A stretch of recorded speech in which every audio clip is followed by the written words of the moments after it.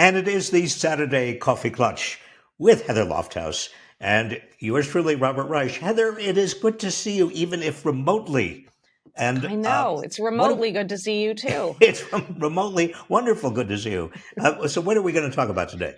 We'll talk about the last week of Biden's presidency, Trump's inauguration. Wait a minute. Is Biden still president? I know, Bob. We'll talk Is about he his still farewell president? speech, Yeah. the ban of TikTok. There's lots to cover. There is a lot to cover. So, this business about Biden still being president, I really, I only offer it, as a kind of half a joke, because you would think that he wasn't even president anymore. It's all Trump, all the time, And all about Elon. everything. I know, and all Elon, all of Trump's. Yes, Trump and Musk. Trump and Musk. You think Musk was vice president and Trump was president, and Biden and Kamala Harris still vice president as we speak? Know. But it's such a shame. He did his farewell speech, so let's talk about that. But normally in a farewell speech, you list all of the things you've done, and he's done so many things, right? He's done a lot of things, and you list some of your faves. Well, I think his legislative record, particularly in light of the fact he had almost no wiggle room given Joe Manchin and his and the limits placed on him. He did a remarkable amount. The infrastructure, huge. $2 trillion infrastructure bill. Ooh, and we're not going to see the results of it for a while. He also did an amazing thing with climate change. We are seeing the results of climate change, unfortunately, in fires in Los Angeles and elsewhere around the country. But his climate change legislation was extraordinary, very important, huge effect on kind of creating incentives for wind. And Trump hates wind. He says wind. Wind energy. He thinks wind energy is destroying whales. Since when did Trump start getting worried about whales? The other day. Wait, but what about labor? Labor, there's been some exceptional stuff on labor. He has been the most pro-labor president really I cannot remember. Certainly in recent memory, since I was labor secretary and before. And then all of the antitrust, right? There's interesting stuff happening in these last weeks in terms of the Consumer Financial Protection Board and it just gets lost. Trump says something and the media just look to Trump as if none of these other things happened. I thought the farewell speech that he gave was actually quite important.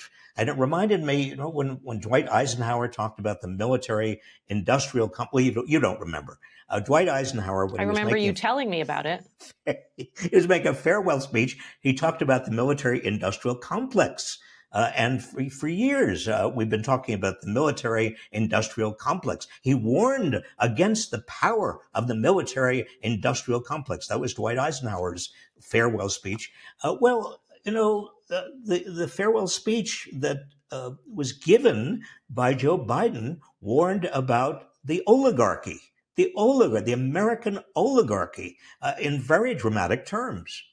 If I may, it sounds like some of the things you've said over the years. That speech. Yes. Some of the phrases, some of the points. And it's oligarchy. Is it kleptocracy? This is why I thought it was a terrific speech. Right. By the way. I know. Right. It really rang true. But it was sad. Also, it was sad to watch that as his farewell speech. Of course, to be the focus, this horrific future that we all have here. Well, it was also sad, Heather, because I don't know if you have this feeling. I just don't think he's going to last very long. I think had he been reelected, I'm not sure he would have lasted. I think that's a lot of people think that when they I think that there is a question. He leaves office with this question: did he do right by the American people in terms of staying on as long as he did? Could he have helped Kamala Harris's campaign and the possibility of her being elected if he had left office earlier?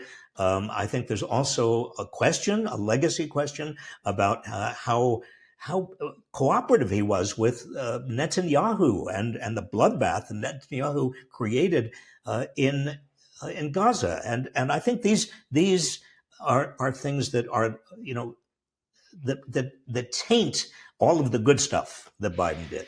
But also Trump's interpretation of them all and taking the credit for the good things and lying about the bad things. I mean, excuse me, other way around, lying about the good things, taking credit for the other things. I mean, it's well, I mean, you haven't seen anything yet. I mean, when the economy as a whole is really quite good right now, even though even a lot of Americans say prices are still too high. Yes, they are. And that a lot of that has to do with, as you and I have talked about before, with the monopoly power of big corporations. But nevertheless, things are quite good. And I think they're on the right glide path. And if Trump doesn't screw it up with his tariffs and his, dragnet, which is inhumane, but his dragnet against undocumented workers, which both of which could really cause huge economic problems for the United States. If he doesn't screw it up, he's going to ride on the coattails of Biden's good economy. And you've said the stock market is not the economy, but people's personal wallets are also not the economy. So people don't feel that the economy is good. But by many metrics, it's doing incredibly well. So Trump is coming in a day and a half, and everyone who has more than $1 billion in the bank. Do you have to remind us of that? That's 100%. a terrible, terrible fact. A day and a half? But I have a lot of questions. I have a lot of questions to ask you. Okay, so all of the billionaires have RSVP'd yes. We are not surprised. Well, this is the thing. Biden, I think the warning about oligarchy makes a huge amount of sense. And oligarchy, basically, the meaning of oligarchy is you have a few people who have a huge percentage of the wealth, and they control the power. It's wealth and power. It's the combination of wealth with power. And that's what we have in this country. But I also think I know kleptocracy which is also called a thievocracy, means powerful, rich people are rigging the system to get richer. But there's a little bit of that going on too. I feel like oligarchy sells it short. We need a new word. I mean, let's be clear about this. I have been in and around politics for 80, 90, 300 years. Stop.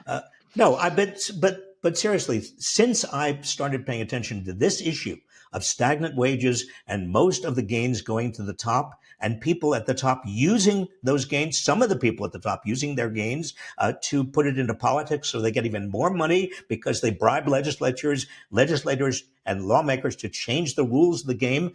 Well, that's what we've been having. That's the oligarchy. That led, in my view, a major reason Donald Trump is in office, because so many Americans were just so disgusted by the system. And Trump at least played the part of somebody who was going to shake the system up in favor of working people. Now, obviously, he won't. He didn't. His big tax cut, the first Trump administration, went mostly to very wealthy people and big corporations. And he's talking now about another big tax cut. He's not talking about it publicly, but obviously this is what he is aiming for as a payback to the billionaires who financed his election, Elon Musk being the first and foremost. It's so interesting, though, because all of these men are going to D.C. We have Jeff Bezos, we have Elon Musk, we have the president of TikTok, or the CEO of TikTok, by the way, also going to Zuckerberg. Remember, Zuckerberg. The interesting thing is you've got the first, second, and third richest people in America, all men, and they're all big. They have become big Trump backers. They're all going to be on the dais in Washington Monday with Trump, along with the other billionaires that Trump has pulled into his administration. I mean, this is not an administration of working people or administration for working people, this is an administration of, by, and for billionaires. I know. I think our job is to continue to point that out, because there is no economic populism happening. It is beyond the opposite of it. But this energy, I feel like they all have grievance energy. They're all coming in like, I'm miffed and we're going to fix things. My life is so bad. I mean, it's fascinating to watch these people and what circulates around them. I mean, they don't need more money. They don't need more power, but it's this fetishization of power and money. I mean, But Heather, what grievance are they? What grievance do they I don't have? know. I mean, This is what I'm asking you. Is it immigrants? No. Is it I know. I think their grievance, frankly, is that they want more power, more money, and more respect, and they feel like they haven't had, for some reason, enough power, money, and respect, and they're going to change America. They're going to make themselves great again. They're going to make billionaires great again.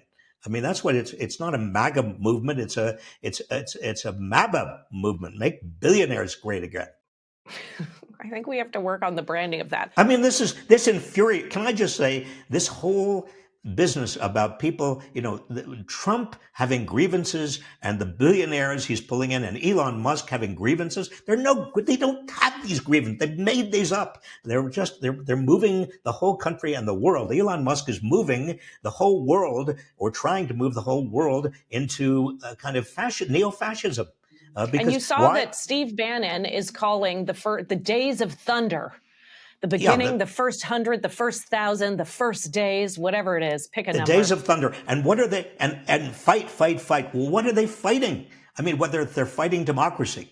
It's days of thunder against democracy. What these people really hate and what they fear is democracy, because there are more of average people than there are of them. And they know that if there is a vote tomorrow on whether, for example, there's going to be a big tax hike on billionaires, a wealth tax, they know that it could be that the majoritarianism in a democracy, they could have a huge tax. And they don't want democracy. I think that's what's motivating Elon Musk and a lot of these other people. That's why Musk is trying to get Germany and Britain and Italy and all these other countries to move to the far right against democracy.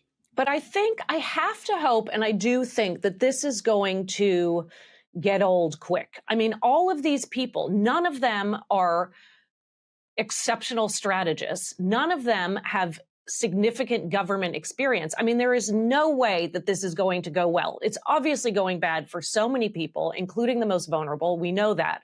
But just in terms of, I mean, I can't wait to watch it crumble. And I don't know which place. The people ask me, I say that I'm hopeful for America. And people say, are you kidding? How can you be hopeful for America? Well, I say I'm hopeful because I think that the Trump crew, these, Musk and Ramaswamy and all of the others, they're going to reveal to most Americans the extent of the power of the American oligarchy. They're going to show it. They're going to be right up there Monday on the dais. They're going to make rules and have political influence that is beyond anything that anybody has seen since the first Gilded Age in the United States of the late 19th century, in terms of changing laws that help them make even more money. The conflicts of interest, Heather, alone among this group of billionaires coming into the administration. You look at, Bezos, his SpaceX is a major government contractor. What is he going to do when he's in charge of this kind of supposed efficiency group that he and Ramaswamy are going to do, the DOGE, the Department of Government Efficiency? They're going to cut military spending on SpaceX and on satellites? Baloney, of course not. I know. The conflicts of interest are obscene, and they have been, and we haven't done anything about them. I mean, there's a big conflict of interest, which is he shouldn't be president. I mean, that's a problem. But he has conflicts of interest coming. We don't talk about that anymore. But you're right, and it's been normalized. I've noticed that press accounts of Trump and his conflicts of interest have almost disappeared. Because the press assumes the public is not interested, because Trump is just going to make money off of his second regime, the same way he made huge amounts of money off of his first regime. But nobody's even raising the question. Do you remember the first time Trump was president, there was a kind of big discussion about the emoluments clause in the Constitution? Well, there's money rushing in to Trump's coffers and the Republican Party from all of these countries right now, certainly the Saudis and others. Is anybody even complaining? Have you heard people talk about the emoluments clause? No, No, people say, well, forget it. years ago. And also we have, I mean, the press, I don't know, they're kind of out to lunch. We had Jack Smith's full report released this week. I mean, that was a blip. It was a blip. It was almost a blip. I think that even the press, I don't know whether it's they feel like the public isn't interested or the press is intimidated. What do you think? Is it intimidation? Is it a continuation of what we saw with Jeff Bezos not allowing the Washington Post to endorse Kamala Harris? I know, and the political cartoons.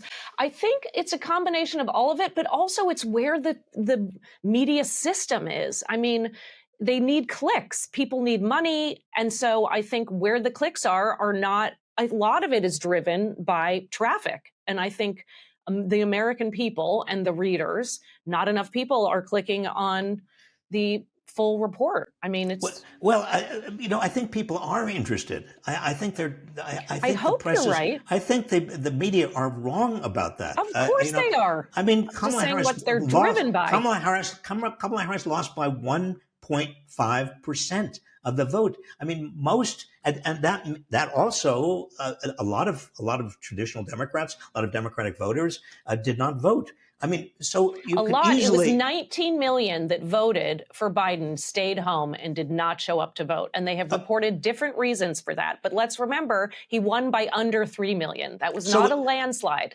No, it's in fact, let's talk about a majority of America. Let's assume a majority of Americans really don't want Trump fascism. They really do want a democracy. They want to hold on to our democracy. And that's, again, I go back to my hope, because they are going to see these conflicts of interest. They're going to see these billionaires raking it in. They're going to see the press cowed by Trump, maybe. And all of this adds up to a huge backlash. But then you watch the congressional hearings. I mean, I'm with you, and now I'm fighting against you. So when you have hope, I don't have hope. And then when I have hope, this is why I'm going to meet you for coffee for the rest of our lives. But I mean, I don't know. What do we do? I mean, watching these congressional hearings, the people who are in charge, who have no experience and no morals and don't admit that there have been. Wait a minute, you're talking about the people who have been hearings. Nominated. Exactly. The people who have been nominated are a Star Wars cantina of the most inexperienced and often people who are just like Hegseth. I mean, the sexual harassment allegations, they're more than allegations. I mean, even his mother wrote him, and it was part of the record, that, he has to stop abusing women. And his record, his book, I got a copy of that book, and I read it. I couldn't believe my eyes. I mean, Heather Hegseth is talking about, the enemy within in a much, much more dramatic way than Trump. And this man is going to be the head of, the Defense Department. No experience whatsoever. His only experience has been what? A Fox News commentator? Well, and some organizations he ran badly. Well, he ran the two veterans associations. Yes, and he mismanaged the money. So Trump wants to give him the biggest budget in the whole United States budget to the Department of Defense. These people are really a group of people who should never get even close to the United States government. Pam Bondi refused to admit that. Pam Bondi, yeah. Right. Refused to admit that the election had been won by President Biden. I mean, refused to admit it. Skirted the whole question. And she also refused to say she's not going to go after, Liz Cheney, and she's, or Jack Smith. I mean, you have a politicized Justice Department beyond belief with regard to Pam Bondi. I think that also is going to contribute to the kind of rejection in 2026 and 2028, the backlash. I think it's going to be huge. I know. And then there was also. You agree with me? I do. Of course, I agree with you. Hello? Have you met our Coffee Klatch? And Russell Vogt, who's the nominee to run the OMB, the Office of Management and Budget. I Well, mean, that's another example of what got almost no press media attention at all. His hearing came up. He's the person who was the lead author of Project 2025, and he also says that it is perfectly okay for Trump to refuse to spend money that Congress has authorized. When it's not okay, the Congress has passed a law and the Supreme Court has upheld the law which said no, a president cannot impound money. If Congress wants a president to spend certain money, that president has to spend it the ways that Congress intended. I mean, and Vogt is going to be in charge of the Office of Management and Budget. yeah, that's exactly it. And I think what's interesting too, so we watched the criticisms of everyone in California as it relates to the Los Angeles fires, which are such a travesty. And luckily, there's been a break in the Santa Ana wind. So hopefully there's a little respite right now and they can gain some more ground. But I mean, it's Karen Bass cut the budgets. How dare she? Is kind of the headline as we give Elon Musk an office in the White House, and his mandate is to cut the budgets for vulnerable people and for the things that matter. I mean, the hypocrisy around that, and I'm not going to spend it, I'm not going to spend it, I'm not going to spend, but that person cut budgets in the wrong way is wild to watch too. It is wild. You know, our hearts continually, I'm sure yours and everybody I know, continually go out to people in Los Angeles. These fires are continuing. And Trump, what does he do? He makes up stuff. He says, he criticizes California for its water policy. This wasn't a water problem. It was a problem of the fire hydrants not having enough water pressure. And why didn't they? Because fire hydrants have never had the job of doing that much at the same time with regard to this spreading set of fires. And Trump says it's not, and the Trump people say it's not climate change. Of course, it's related to climate change, and he wants to say the latest. Did you see, Heather? The latest he put out was immigrants are partly responsible for all of this. I'm not surprised. And I mean, it took him meanwhile, long enough to do that. Meanwhile, Elon Musk is saying it's in the fire department. The Los Angeles Fire Department had too many women and minorities, and if they had just more I don't even white want to men, repeat it. I don't want to repeat it. I know it's just. terrible. But these are the people who are becoming in charge of America. This is what is so absurd at this time in our history. But we're hitting rock bottom, right? Well, that's sort of the theory that I've been expounding. I know. Inarticulately. If you hit rock bottom, there's no place to go but up. In fact, if you hit rock bottom, you get a chance to kind of push off from the bottom. And then, of course, tomorrow, the TikTok ban begins. And we downloaded all of our videos this past week because we thought, here we go. You mean inequality media? Yeah, inequality media civic action. But tell me a little bit about, I have not been following the details of this TikTok ban. I know that Trump is in favor of TikTok being allowed to continue. That made me a little suspicious. But is this, why doesn't ByteDance, the owner of TikTok, just simply sell it to an American? Isn't that the issue here? That is the issue, but so more will be revealed. We'll see. I mean, presumably they are going to sell it. It's not a free speech issue as they had hoped. I mean, that was their case, right? They can do anything they want. I mean, I think it's interesting that Trump was so anti-TikTok and now he's so pro-TikTok. And we saw this past week, it's wild to watch all these tech trends, right? So we saw that Red Note moved to the top of the App Store. Heather, can I ask you a basic question? Why has TikTok become so popular? What is it about TikTok that makes it particularly useful, especially to young people? Well, I think multiple reasons. I think the user interface is genius. I think the algorithm completely makes it addictive. And I think that it hit during the pandemic. It was before that when it started. But I truly think that the pandemic and everyone being at home and looking, humans like to communicate.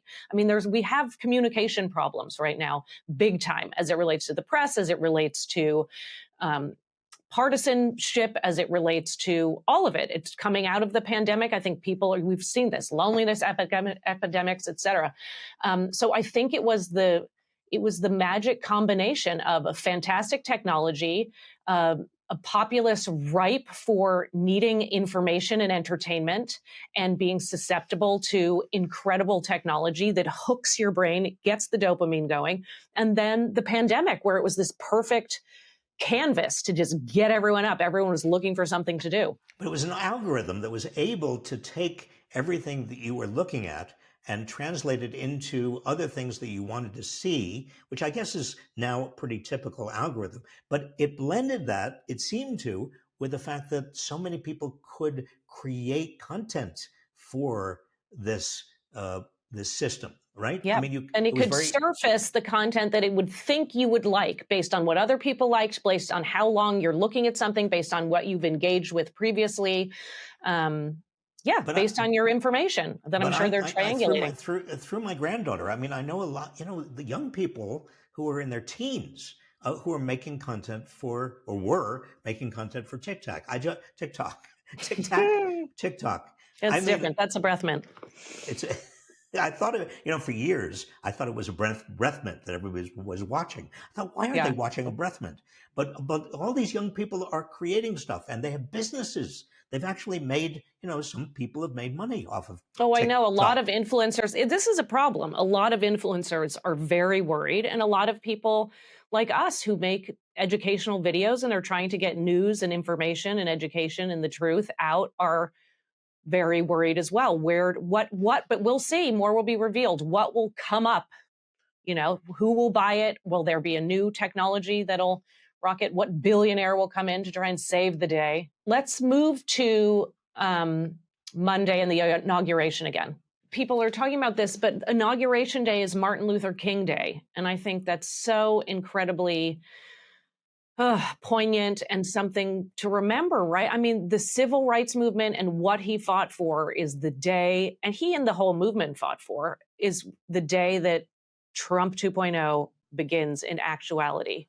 Well, What a shame. the irony is just poignant. I mean, you have a man, Martin Luther King Jr., who stood for social justice and stood for inclusion. And now you have a man becoming president of the United States who condemns social justice and he condemns inclusion. I think that the half-mast that the flags should be held at Monday, but in honor of Martin Luther King will not be because Republicans in Congress say, no, we have to have flags at full mast. My own flag outside my front door is going to be at half mast. Don't tell anybody that. That's just between us. No, I won't. I would never. Also, I've been by your front door. I'm not sure you have a flag, but I'm not going to talk to anybody about that either. I don't even have a flag. Listen, Heather, even remotely, it is wonderful. I'm not sure this is a compliment. It is. No, it is a compliment. Even remotely, it's wonderful to talk with you. And I really, I hope you have a great week. And everybody else out there, let me just say something. Because Monday is going to be hard. It's just going to be hard. You have one of the worst people in the world becoming president of the United States. In my humble opinion, I don't want to impose that opinion on anybody else, but this is a man who did mount an attempted coup against the United States, who was impeached twice, who's been convicted of felonies, a man who, even the Justice Department, the special counsel, releasing a report saying that he there was enough evidence to convict him of trying to overrule, trying to overturn the result of an election. We are in a democracy. We are about to have somebody who is the most anti-democratic, small d, president we can have. So I get it. I get it. If you are upset by what's going to happen Monday, I'm with you. But all we can do, and all we should do, is number one, protect to the extent that we can the people who are likely to be hurt by this man and by the regime. I'm calling it a regime. And number two, make sure that to the extent that we possibly can, we partake and participate in a major backlash in 2026 that takes Congress back, that in 2028 takes the presidency back, that learns the lessons we should have learned the first time about the importance of democratic institutions. I mean, people, Heather, excuse me for running on like this, but I just have one more thing to say. Some people say that the election showed that Americans are not concerned about democracy. They're much more concerned about bread and butter issues, kitchen table economics, the cost of groceries. They're more concerned about immigration and, too many immigrants. They're more concerned about this or that or that. But let me just say, democracy is the way in which we deal with whatever the problems are of the country. You can't say that democracy is a special interest, or you can't say democracy is equal to all of these other things. No, democracy is the means by which, in a self-government, we grapple with what we need to do. If we lose our democracy, we can't get on with anything, including climate change, including kitchen table economics, including everything we need to do. So what's going to happen Monday is going to be difficult. But we will, all of us together, rectify it, save our democracy, and protect people who need protection. The many over the moneyed. Take care.